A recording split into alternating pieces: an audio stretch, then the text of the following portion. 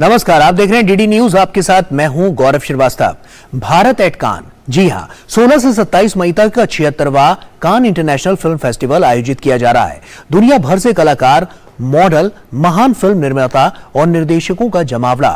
Cannes film महोत्सव इस बार बेहद खास है, खासकर भारत के लिए। फिल्मों के इस महान उत्सव में जहां दुनिया भर के फिल्मी सितारे रेड कारपेट पर अपना जलवा बिखेर रहे हैं, तो भारतीय सितारों का जलवा भी कुछ कम नहीं है, चाहे बात भारतीय सिनेमा की हो या फिर भारत पवेलियन की। आज कान फेस्टिवल का 9वां दिन है, तो चलिए आपको लेकर चलते हैं फेस्टिवल में और जानते हैं कि आज क्या कुछ रहा खास।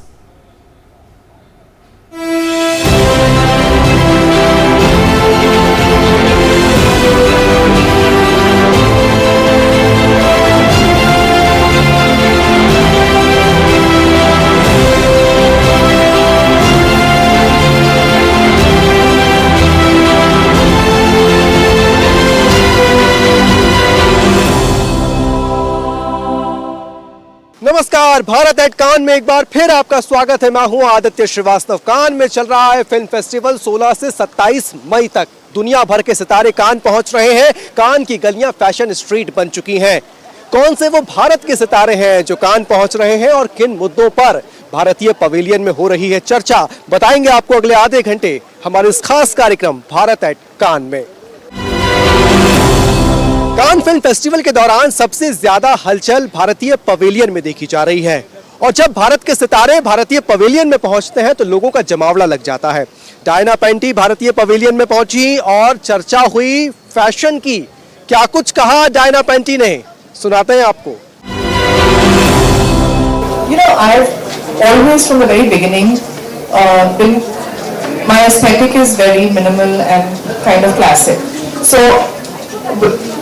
whenever I'm shopping, whether it's been years ago or even now, I tend to buy classic pieces that I know I can use over and over again and many years down the line. Of course, I do also like to experiment with trends every now and then. But for the most part, I think that that's the way forward now, where you pick and choose pieces that you know are going to last you a lifetime, if not a lifetime, but you know what I mean, like last you many years, and then you can re-wear or maybe restyle, style in a different way but wear it again. So I personally am very for sustainable fashion. I actually feel really bad about buying very expensive things and using them only once or twice. There's just something not right about that in today's world. So yeah, I mean, I think that that's the, moving forward, that is what more and more people across the globe are doing. Celebrities are doing it, so and hopefully it will catch on sooner than later. And you can't go wrong with being classic. Of course, being, exactly. Being classically dressed. So this is By Falguni and Shane. We've been in touch over the last week maybe. This was, created very quickly actually. My stylist Namita and myself were on a joint call with Falguni and Shane, and we were talking about what we should wear to the India Pavilion. And it was Namita's idea that colored stones are very in right now and having a moment. And what better way than to use that in a very Falguni and Shane way on one of their creations and one of their silhouettes. So it kind of all came together very quickly, hurriedly, but we managed to pull it off. And so it's kind of like taking a current trend but also keeping it Indian in a way. that I do see. I was walking on the street, crossing over from the other side to here, and I heard a lot of the locals saying, "Oh, she must be Indian. She must be Indian." That's great. And looking at the outfits, I guess we did well from that point of view.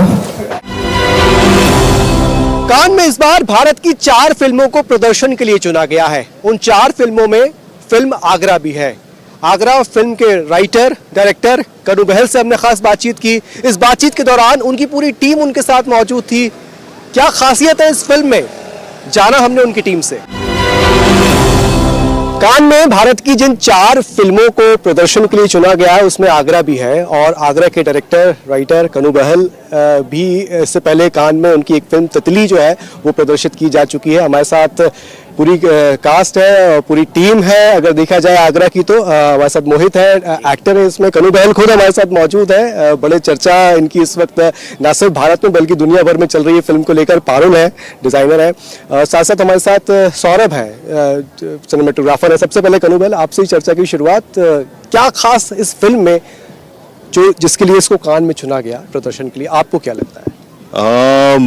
ऐसे पूछा जाए तो हमारे लिए कहना बहुत मुश्किल है कि खास क्या है, क्योंकि हम तो शुरू से निकले थे एक ऐसी कहानी कहने जो सबसे पहले मेरे लिए बहुत निजी रही है, और फिर साथ साथ जैसे लोग जुड़ते गए, मोहित जुड़ा, उससे पहले Parul as production designer, Saurabh as DP, जैसे जैसे हम इस कहानी के साथ जुड़ते गए, हमारे लिए कि बहुत निजी एक्सपीरियंस था जो हम एक ऑडियंस के साथ शेयर करने की कोशिश कर रहे थे। तो हम तो आप सच पूछे तो हम तो थ्रू आउट इसी में ही बिजी रहे हैं कि किस तरह से इस फिल्म को क्रिएट किया जाए, बनाया जाए कि जो हम कहना चाह रहे हैं वो कहा जा सके। और अभी भी हम एक तरह से फिल्म पे ही काम कर रहे हैं, तो मेरे लिए मैं इतना दूर भी नहीं हूँ इस समय फिल्म से कि मैं कह पाऊँ कि इसमें क्या खास है। बट हाँ, एक ऐसी कहानी है, एक ऐसी फिल्म है जो कहने की कोशिश की गई है, जो जितनी सच्चाई से हम सेक्सुअलिटी और सेक्सुअल रिप्रेशन और जिस तरह के घरों में हम रहते हैं और किस तरह से हमारी जो सेक्सुअल लाइव्स हैं वो जिन घरों में हम रहते हैं उनको अफेक्ट करती हैं, फिजिकल स्पेस को अफेक्ट करती हैं, और जो घर जिनमें हम रहते हैं वो हमारी सेक्सुअल लाइव्स को वापस किस तरह अफेक्ट करती है, इसके बारे में हम कुछ बात करना चाह रहे थे। और इसके आसपास हम एक बिगर कॉन्वर्सेशन करना चाह रहे थे, तो हम तो वही करने में अभी भी व्यस्त है।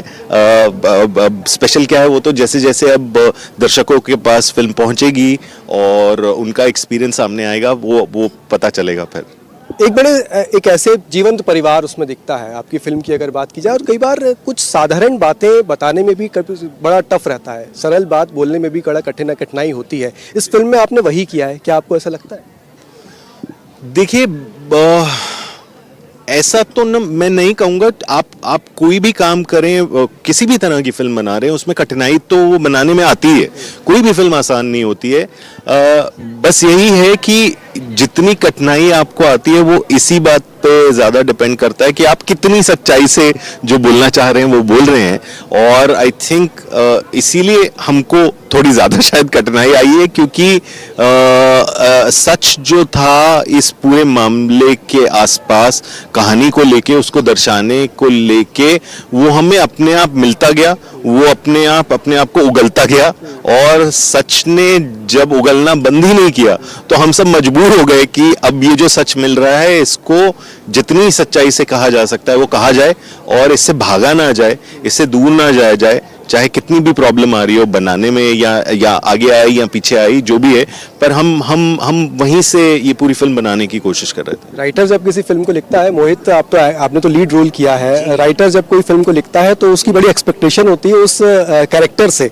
उस कैरेक्टर को जीने में आपको क्या लगा, कितना इम्पोर्टेंट वो कैरेक्टर है और कैसे आप खुद को उस कैरेक्टर में ढाल पाए? जी, आई थिंक जहाँ तक इम्पोर्टेंट होने की बात है, आई थिंक बहुत ही इम्पोर्टेंट कैरेक्टर है, बिकॉज ये कैरेक्टर एक वो सच्चाई की बात कर रहा है जिसकी जो इंडिया ऑडियंस में, पूरे भारत में लोग इसके बारे में बात नहीं करते हैं। ये एक रिप्रेस चीज़ है जो हमेशा दबाई जाती है, या फिर वो काफ़ी टाइम अनअवेयर हो जाते हैं ऑफ ऐसी चीज़ें जो उनके खुद के अंदर हैं या हमारी सोसाइटी में चारों तरफ एग्जिस्ट करती हैं।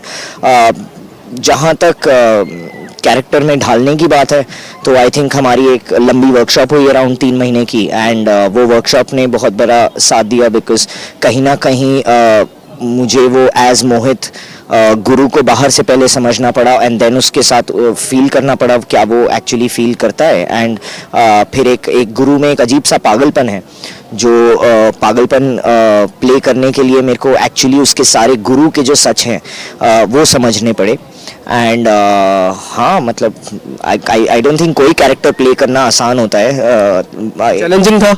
ऑफ कोर्स बहुत चैलेंजिंग था, बिकॉज अब जब आप फिल्म देखेंगे या दर्शक फिल्म देखेंगे तो समझ आएगा उसमें कुछ ऐसे सीन्स हैं जो आपके बहुत एक पर्सनल स्पेस से आते हैं, और टू पुट दैट आउट, वो चीज़ कैमरा पे करना, वो पार्ट ऑफ कोर्स टफ था, लेकिन वो एक एक्सटेंडेड वर्कशॉप थी मेरे लिए, क्योंकि हम उस वर्कशॉप में जहाँ तक न्यूडिटी की बात आती है, जहाँ पे सेक्सुअल इवन डिस्कशन की बात आती है, ये सब चीज़ें वो हैं जिसके साथ आई थिंक मैंने इनफ टाइम मुझे बिताना पड़ा, और जिसके बाद मैं ये कैरेक्टर के थोड़ा शायद करीब आ सका, आई गेस। पारुल हमारे साथ है। पारुल, कई फिल्मों में इससे पहले भी आपने काम किया है, सारी चीज़ें देखी हैं, क्या नया आपकी तरफ से इस फिल्म में था?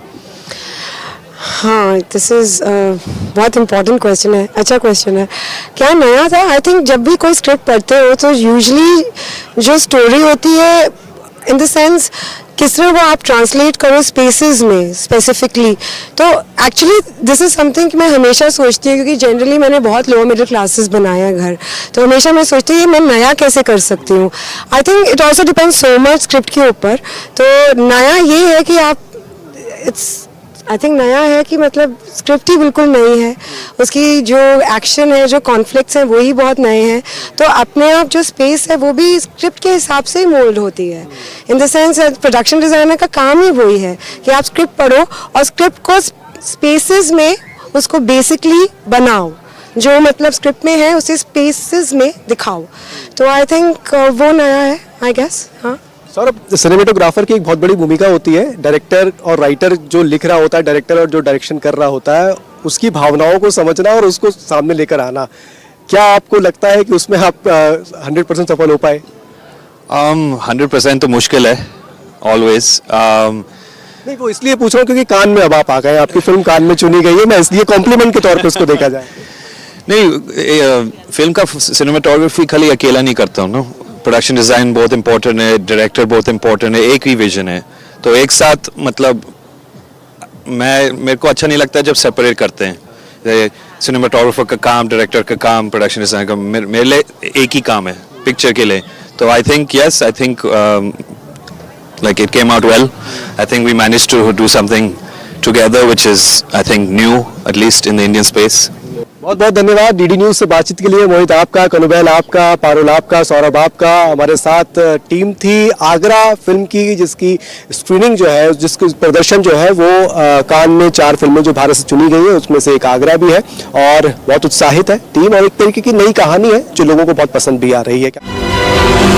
डायना पेंटी, मानुषी छिल्लर, ईशा गुप्ता जैसे कई सितारे कान के रेड कारपेट पर नजर आ रहे हैं। भारत के सितारे जब कान के रेड कारपेट पर चल रहे हैं तो एक से बढ़कर एक ड्रेसेस देखने को मिल रही हैं। भारत के फैशन डिजाइनर्स इनको तैयार कर रहे हैं। ऐसे ही भारत के 2 फैशन डिजाइनर शैन पीकॉक और फागुनी पीकॉक से हमने खास बातचीत की। क्या कुछ इस बार कान के लिए नया लेकर आए हैं, वो जानते हैं उनसे। फैशन की दुनिया लगातार बदल रही है, लेकिन भारत का कल्चर और भारत का ट्रेंड जो है वो अखंड है। कान की अगर बात की जाए तो किस तरीके से भारतीय परिधानों को रेड कारपेट पर लाया जा रहा है, इस बार नहीं बल्कि कई सालों से तमाम फैशन डिजाइनर्स कई सालों से काम कर रहे हैं, और ऐसे ही कुछ भारत के फैशन डिजाइनर्स हमारे साथ हैं। फागुनी, कान का जो रेड कारपेट है बहुत इंपॉर्टेंट होता है और बड़े लंबे समय से फैशन डिजाइनर्स काम कर रहे होते हैं। इंडिया की अगर बात की जाए, इंडिया का ट्रेडिशन का रेड कारपेट पर आए, फैशन डिजाइनर्स उस ओर कैसे काम कर रहे हैं? आजकल रेड कारपेट एकदम can film festival global platform है, जहाँ पे इंडियन सिलुएट्स, इंडियन साड़ीज या Indian culture is the best platform to show. And I feel all the actresses who are walking the red carpet are doing such beautiful Indian looks. It's good to see that and maintain the Indian culture. But आजकल अभी south Asian community इतनी बड़ी हो गई है, चाहे US में है या चाहे वर्ल्ड में है, तो lines are getting more and more blurred, जहाँ पे दोनों cultures, east meets west, is now getting more and more stronger. So I think जितना it's important to show the Indian culture, it's good to adapt also to international culture. So I think that is a good blend, a good fusion of Indian and the West culture is a good fusion. Vocal for local की बात हो रही है, अलग अलग tradition, अलग अलग culture हमारे इंडिया में, नॉर्थ साउथ ईस्ट वेस्ट, तो कई सारे लोग कारीगर काम करते हैं उस पे। आपको लगता है कि वो इंडस्ट्री में फैशन में आना भी और ज़रूरी है, लोकल फॉर वोकल की जब बात हो रही है? Absolutely. I mean, you cannot sustain a country if you're not local, if you're not going to source locally. And I think that's one thing good about India is that, whenever there was a drop in the, in the international platform where the markets were down, India never got. Because we are self-sufficient. Yeah, because we are self-sufficient. We didn't feel the pinch because we all source local. Most of us buy things. We don't rely on anything from the international market. So I think that's a good thing. Moreover, I would like to say to this is आजकल बड़े बड़े brands भी India से embroidery source कर रहे हैं, India से raw material source कर रहे हैं. So India is such a beautiful and vast country which has so much to offer, and I think that is our strength and that is what everyone in India is to be proud about, especially for fashion. जो कारीगरी हमारे पास है India में वो it is something which is so precious कि कहीं पे दुनिया में वो नहीं है जो हमारे पास है. So whether it is east, west, north, south, we have so many cultures, so many states, so much to offer. So we are really proud to be Indian. Red carpet पर हमने कई भारतीय अदाकाराओं को देखा है और इस बार भी हम देख रहे हैं. डायना पेंटी को हमने देखा, बड़ी सुंदर ड्रेस उनकी लग रही थी और कई और एक्ट्रेसेस रेड कारपेट पर थीं. कितनी मेहनत लगती है इन ड्रेसेस को तैयार करने में और उनको सिलेक्ट करने में? सबसे पहले तो सिलेक्ट करने में भी टाइम लगता है और तैयार करने में तो बहुत टाइम लगता है. सारा जो डायना ने पहना हुआ है सारा हैंड वर्क है, बीडेड है. I think more than like 200 people have worked on it. 5-6 दिन रात मेहनत की है इसके ऊपर. सो यस, बहुत कारीगरी गई है और बहुत सारे लोग ने काम किया है इसके ऊपर. जब पता चला कि कान के रेड कारपेट पर जाना है तो कितना एक्साइटमेंट सबसे पहले था, क्योंकि इससे पहले भी आप लोग कई बार डिजाइन करते रहे हैं कई और फेस्टिवल्स के लिए. एक फैशन डिजाइनर होने के नाते जो पहला एक्सपीरियंस होता है कि यार कान के लिए डिजाइन करना है और इस एक्ट्रेस के लिए करना है, तब एकदम क्या दिमाग में आता है? आई थिंक कान इतना बड़ा प्लेटफॉर्म हो गया है वेर सबको अपना फैशन बेस्ट लाना है और ग्लोबली इतना एक्सपोजर मिलता है सबको. So I think it is a very good platform for everyone and there is lot of excitement. Cannes के लिए प्रेप चालू हो जाता है 3 महीने पहले से. Everyone starts working on their looks. शायद दुनिया भर में कई और फेस्टिवल्स होते हैं पर कान उनमें से एक है. बहुत चर्चित फेस्टिवल जो टॉप 3 है उनमें से एक आता है. इंडियन फैशन डिज़ाइनर होने के नाते ना सिर्फ आप रिप्रेजेंट कर रहे हैं इंडिया के तमाम और फैशन डिज़ाइनर्स को. फैशन डिज़ाइनर्स के लिए ये प्लेटफॉर्म या कोई भी रेड कारपेट कितना इम्पोर्टेंट हो जाता है? I think it's a very important platform, not only Cannes but everywhere. If there is a big red carpet, because that's where you get to show your culture, that's where you get to show your creativity, that's where you get to represent your country also. So I think it's a very important platform for designers. Thank you so much. And it's a credible platform also. Thank you so much. Shane Peacock और Falguni peacock हमारे साथ मौजूद थी. Fashion designers हैं भारत की और जिस तरीके से रेड कारपेट पर भारत का जलवा जो दिख रहा है ना वो इन जैसे फैशन डिजाइनर्स की वजह से ही दिख रहा है. भारत का कल्चर जो जितना रिच दिख रहा है, भारत की ट्रेडिशन जो इतना रिच दिख रहा है रेड कारपेट पे, वो आप जैसे फैशन डिजाइनर्स ही हैं जो रेड कारपेट पर भारत के कल्चर को लेकर आ रहे हैं. बड़े सितारे ही नहीं, भारत के छोटे सितारे भी कान के रेड कारपेट पर नजर आ रहे हैं. गुजराती एक्ट्रेस कोमल ठक्कर है, कान के रेड कारपेट पर चली हैं और ये उनका दूसरा मौका था. पिछली बार वो पहली बार रेड कारपेट पर चली थी और संभवतः ये पहली बार था जब कोई गुजराती एक्ट्रेस कान के रेड कारपेट पर नजर आई. क्या कुछ कहा कोमल ठक्कर ने हमसे बातचीत में, आइए आपको सुनाते हैं. कान में कोमल ठक्कर हमारे साथ हैं. गुजराती एक्ट्रेस हैं, बॉलीवुड में भी काम कर चुकी हैं और रेड कारपेट कर आ रही हैं सीधे. ये दूसरा मौका है कोमल का जब वो कान के रेड कारपेट पर नजर आई हैं.